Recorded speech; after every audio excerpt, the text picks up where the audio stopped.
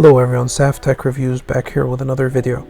So my viewers requested from me to make a comparison between the ASUS ROG Ally and the Steam Deck when it comes to their watt settings at the same wattage level. So the ASUS ROG Ally can actually run at performance mode of 15 watts, and it also has a silent mode of 10 watts, and then the turbo mode, which is the fastest one, is at 25 watts.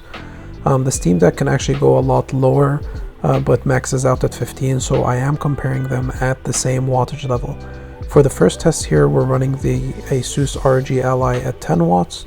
Both games have the same settings, running at 720p and locked at 60 FPS to keep it fair between both the consoles, and both the consoles are running at maximum brightness. I've also made sure to make both consoles fully charged, and I only start timing the test once the charger is unplugged. So as you can see here, I've unplugged the charger on the ASUS ROG Ally, and I started the timer to see how long it would last, and it lasted about 2 hours and 13 minutes here before it finally died. So over here, you can see at the Steam Deck, we are running the 10 watt test. We have a full charge, and when I scroll down here to the options, you could see I have ticked the TDP limit to be at 10 watts here. Once again, we are running full brightness, as you can see here in the settings, and I will start Death Stranding here. I have cut to the loading of the game. Basically, I cut out the loading part and we can just jump in the game here. And I start the timing again once I unplug that cable. So here I saw some surprising results, because I expected the Steam Deck to actually do better than the ROG Ally in that 10 watt test mode, but as you can see here, the results will show a difference. So once this test wraps up here, and I've sped up all these tests into like a time-lapse mode, the Steam Deck made it in only 1 hour and 55 minutes, which is worse than the ROG Ally. Next up here is the 15 watt test.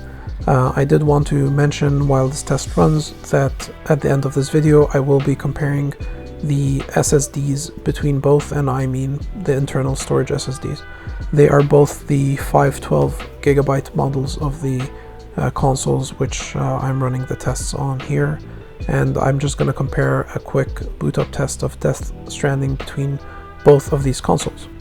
So here we can see that the ASUS ROG Ally completed the 15 watt test in 1 hour and 14 minutes.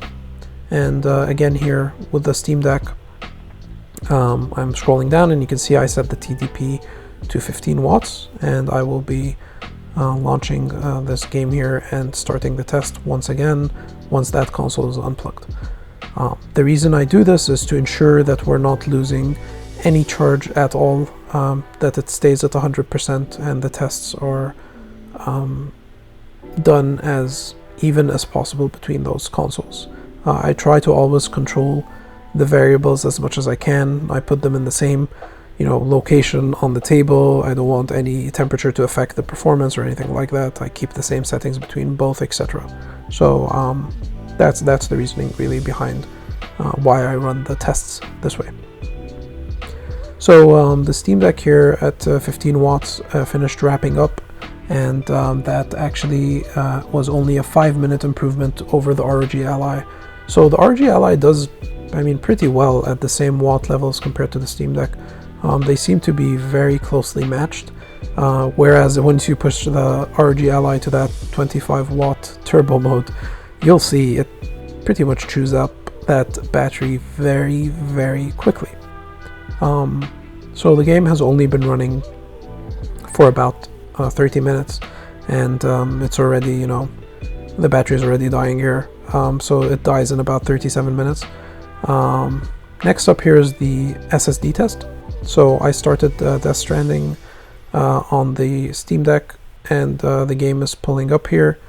And the first thing to note is jumping into the game on the Steam Deck takes about, 16 seconds or so, and the ROG Ally is faster when it comes to actually loading into that main title screen.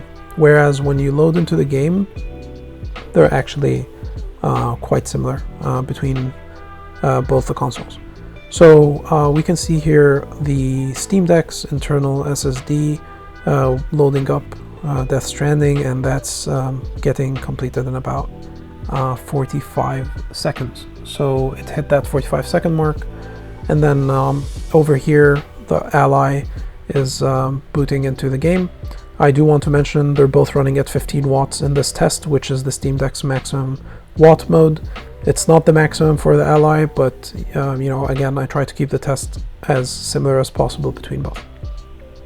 So as you can see, the Ally boots into that first title screen, into that first title screen way faster. But when it comes to loading into the game, it's faster still, but not by a whole lot. So let's see here.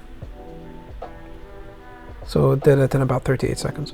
So there was a big difference when I was loading the game on a micro SD card in a previous video. The internal SSD seems to be a lot faster, especially on the Steam Deck compared to the Ally.